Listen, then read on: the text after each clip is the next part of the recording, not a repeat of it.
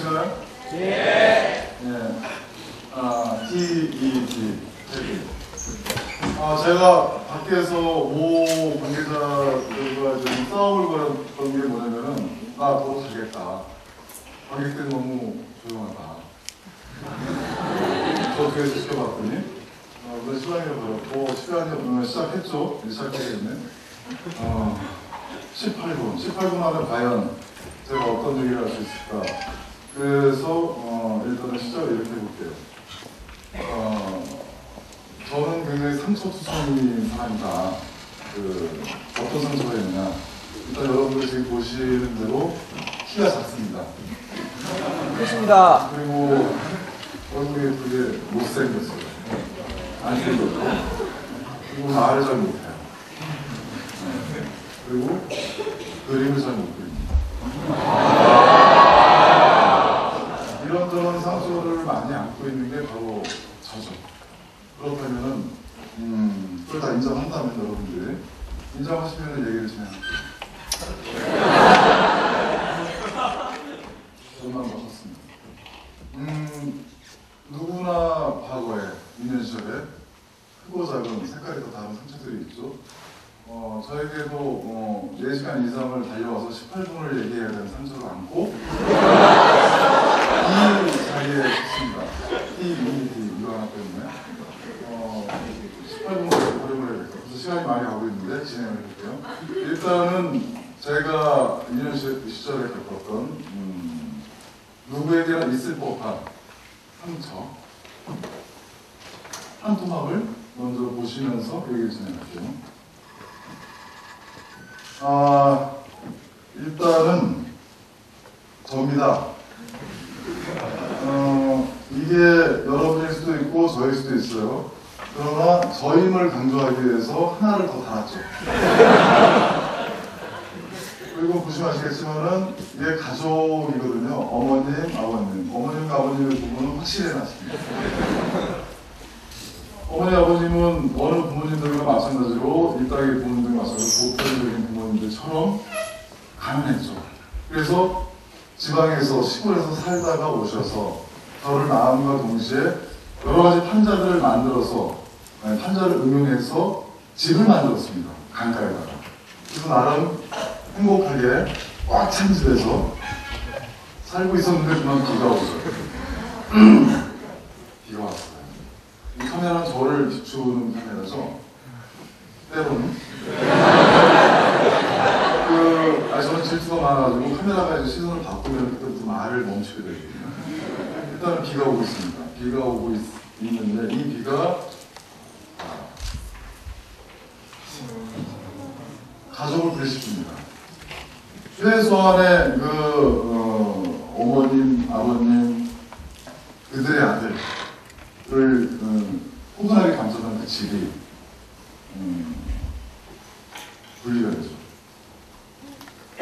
참고로 말씀드리면 서울의 그 중랑천이라고 굉장히 범람하던 지역이 있었는데 지금 좀 괜찮아졌어요. 거기다가 집을 지으셨다가 집이 강물에 붕붕 떠서 떠나가는 모습을 제 유년시절에 봤어요. 저 소년 보고 있죠? 땅에서 오른발이 약간 들었구나. 떠나가는 집 후에 구스마산테 마이 온 아이다오 같은 영화에 봤을 때 어떤 집에 대한 향수, 회기 본능, 어머님에 대한 이미지, 여러 가지 집에 대한 이미지가 시각적으로 많이 나오죠. 그리고 이제 갑자기 생각 안 납니다. 또 이제 여러 감독들이 집이라는 덩어리, 집이라는 개념, 집이라는 어떤 미학적 해석들을 해내죠. 저에게 이 시절의 집은 뭐였을까요? 떠나갈 수도 있구나. 여러분들이 생각하는 집의 개념이랑 약간 틀릴 수 있어요. 떠나갈 수도 있구나, 집이. 내 곁을. 우리들이 보편적으로 알고 있는 얘기죠. 피곤해. 이제 집에 갈 수 있겠구나. 집에 가서 쉴 수 있겠구나. 경건하게 반응해주세요. 카메라 왔습니까? 자, 집이 떠나갑니다. 집이 떠나가는데 이 소녀는 접니다.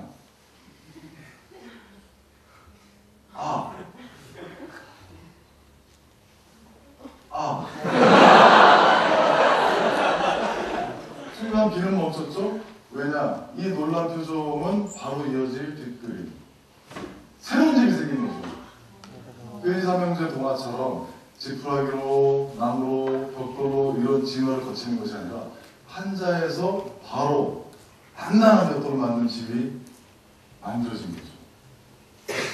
그런데 문제는 새빵살이죠.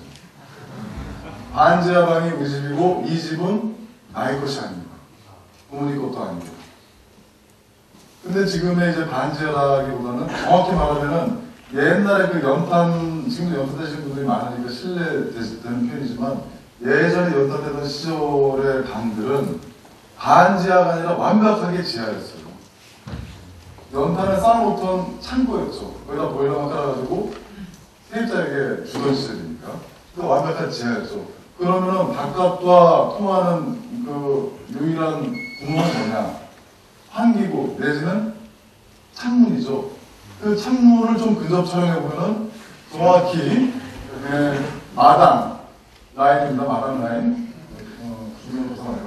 이 마당 라인에 창문이 있고 그 집에 키우던 불독이 있었어요. 자, 순돌이라는 불독이었는데 자, 내부 구조를 보시면은 겁니다.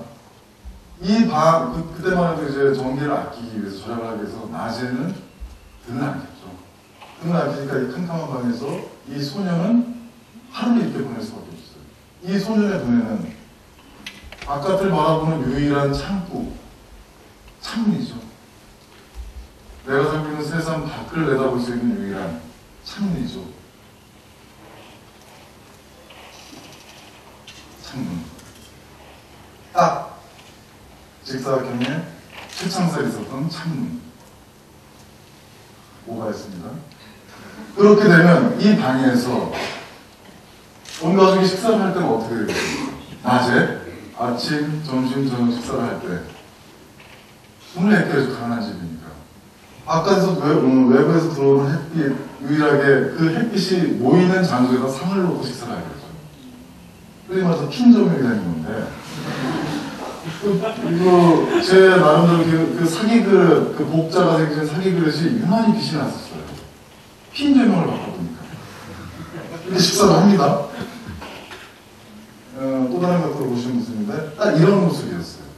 어머님과 아버님과 저. 그런데 이게 점심 때 모습이에요. 해가 이동하잖아요. 점심 때 해가 이동합니다. 그럼 우리는 어떤 선택을 해야 되느냐? 우리는 해에 따라서 우리의 식탁이 움직일 수 있는 거예요. 그러면 처음에 말씀드렸던 집이 떠나가는구나. 집이 떠나갈 수 있는 거였구나. 그럼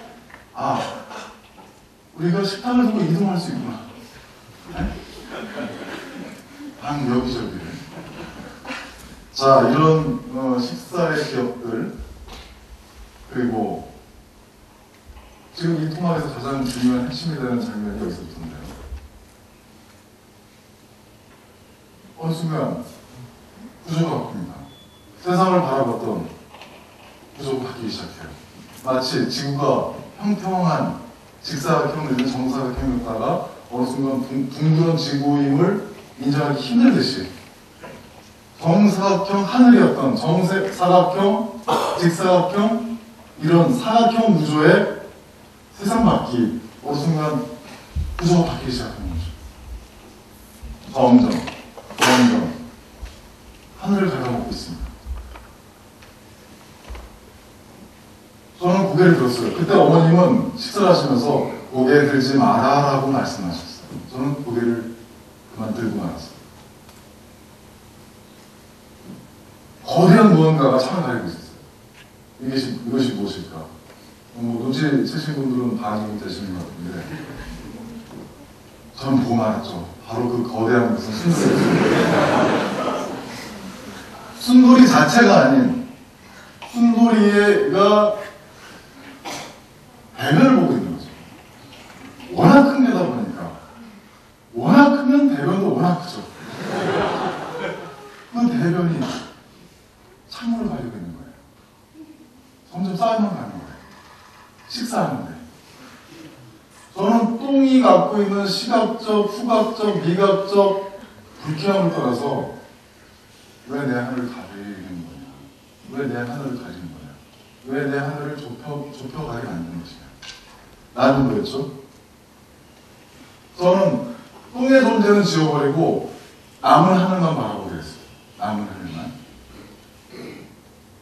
그랬던 소년이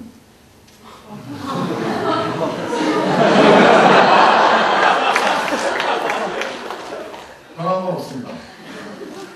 중학교 때 제 얼굴 소풍 갈 때도 여전히 다른 반 학생들은 저에게 선생님이라고 했고,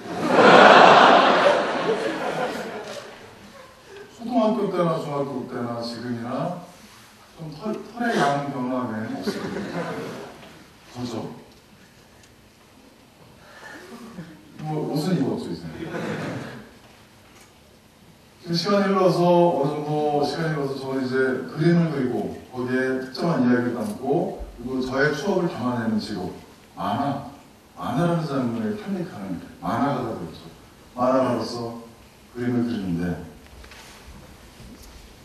제가 그 당시에 봤던 익숙했던 풍경은 제 드로잉을 통해서 특정한 그래픽으로 바뀌게 되고 그 당시 보아왔던 골목골목 차양과 창문들은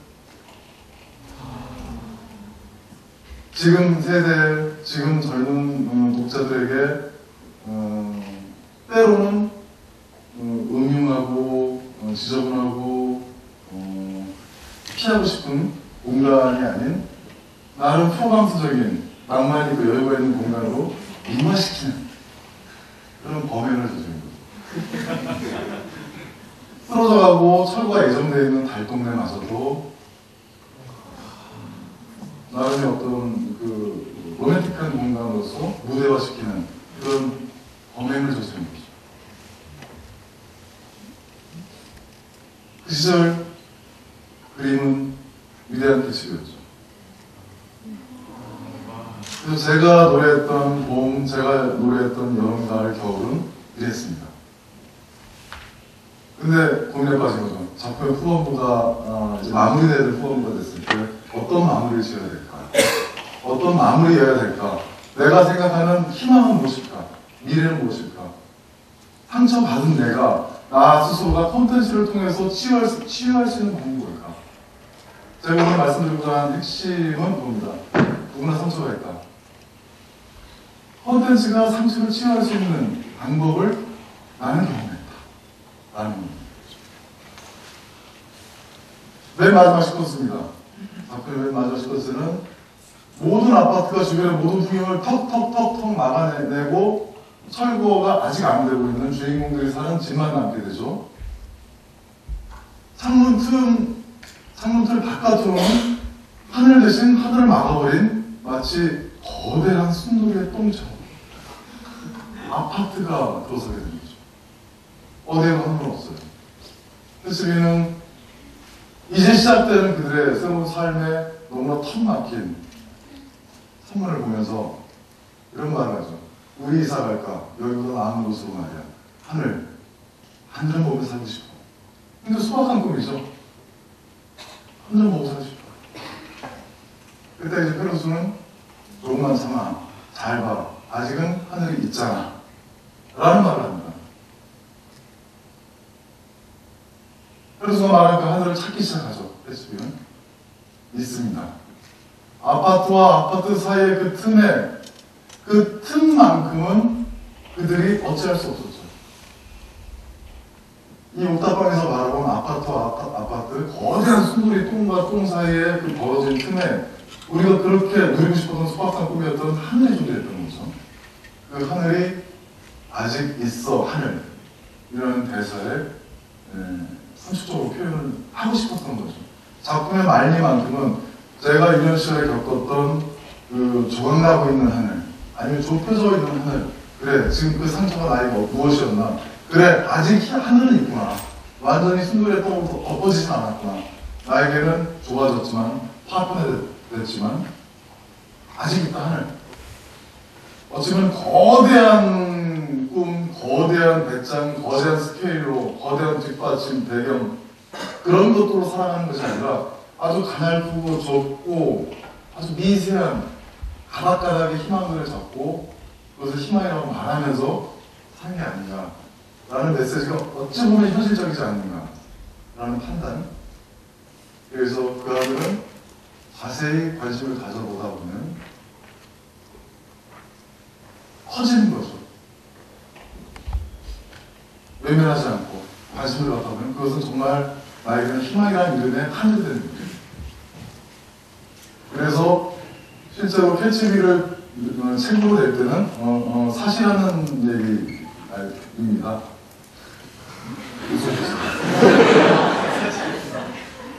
캐치비 첫 표지만큼은 하늘이 많이 보였으면 좋겠다. 보통 만화들은 인물이 중앙에 있고 백은 좀 쪼잔하게 있는 게 정석이었어요. 근데 인물을 어느 한쪽에 치우치고 오히려 하늘 정도 많이 보이게 하는 것은 영화 포스터로 따지면 티저 포스터 정도는 될까? 본 포스터에서는 아무래도 인물들이 좀 전면에 나서거든요. 근데 저는 하늘이 인물만큼 중요했다. 하늘이 어찌 보면 주인공이다. 라는 주장으로 책 표지를 이렇게 잡았었죠. 그랬던 이야기입니다. 그리고 시간이 없는 관계로 지금 몇 분 남았죠? 쓰셔도 돼요? 편집 안 되잖아, 우리. 그럼 중간에 건너뛰고 두 번째 에피소드를 바로 볼게요. 근데 저는 상처가 이것뿐만이 아닙니다. 아까 초반에 말씀드렸는데 제 온몸에는 주름만큼 땀구멍만큼의 상처들이 있어요. 어깨가 힘들고 어떨 때는 숨쉬기가 힘들 정도로 살아야겠죠. 그래서 저는 그 당시 물홍수가 나던 시절에 배수도 떠내려가고 뭐 웬만한 어떤 큰 냉장고 가구를 떠내려가고 물론 뭐 그 당시에는 이제 어렸을 때이기 때문에 가축들을 많이 키워보니까 홍수가 났다 하면은 동물들의 그 분비물들이 막 둥둥 떠있어요. 그러니까 물 위에 떠다니는 그래서 제가 이제 가끔 설치 미술 할 때도 이렇게 구조를 만든 다음에 두루마리 휴지로 폭포를 만들고 그 폭포 위에 뭐 실제품은 아닙니다만 무언가 두루마리 휴지라는 그 물길 위에 둥둥 부유하는 어떤 그 그런 것들을 묘사하게 되죠. 그것은 제가 이 설치 미술을 함으로 해서 그 당시 각인됐던 약간의 찝찝함, 상처라고 말하기는 좀 뭐하지만 그런 것들을 치유해내는 과정이죠. 이 역시 콘텐츠를 만듦으로 해서 치유해내는 과정이죠. 이게 완성품이죠. 그리고 때로는 이런다고 합니다. 어떤 잡지사에서 봄이 됐으니 당신 그림이 셌으니 봄이 됐으니 좀 화사한 책 표지를 부탁합니다. 조건은 뭡니까? 그거 전화를 했어요. 조건은 뭡니까? 뭐 아무래도 봄이니까 화사한 그 좀 차가운 계열의 따뜻한 그 붉은 계열이 좀 들어가고 꽃이 좀 나왔으면 좋겠고 봄이라는 글자가 어딘가에 좀 바뀌었으면 좋겠고 이 세 가지 조건만 지켜주시면은 저희들이 콤보 없이 그냥 쓰겠습니다. 라는 말을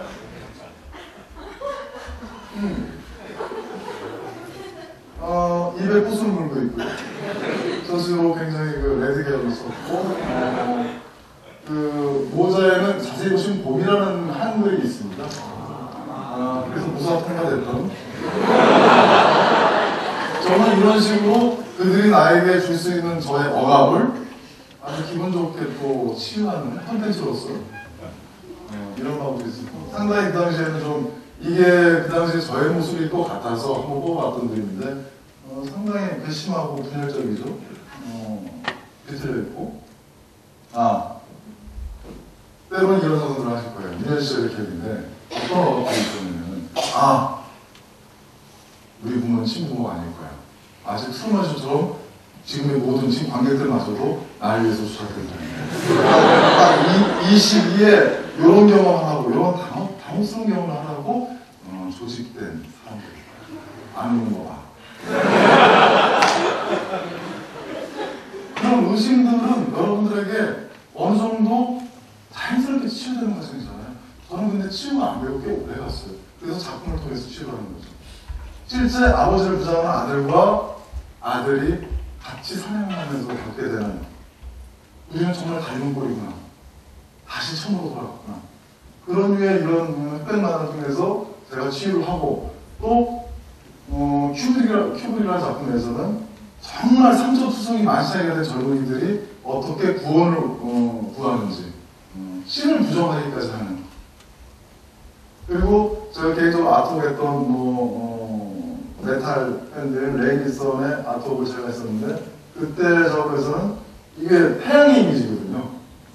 그래서 아는 정말 절친한 분의 아기를 데려다가 이제 락밴드 손을 아기가 정말 절규하면서 우는 장면을 찍었던 그런 저의 좀 죄송한 그런 경험들. 그리고 레이슨 이집도 제가 아트웍했을 때 유감이라는 타이틀에 맞는 가장 유감스러운 이미지가 무엇일까? 세상이 뒤집히는 거겠지. 그래서 아직 있어 한지라는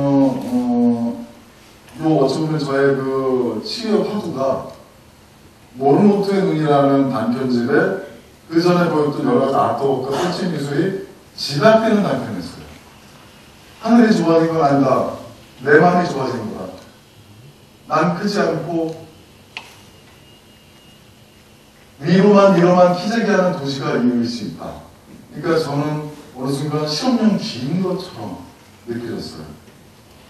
그리고 도시는 저에게 그런 이미지였고 중간 여러 멀티 작업을 하면서 나중에 좀 전에 말씀드렸던 우리들 얘기하는 원소스 멀티주가 아니라 만화라는 것은 멀티소스 원유주예요. 모든 것을 끌어들여서 하나의 소스를 뽑아내는 작업이에요.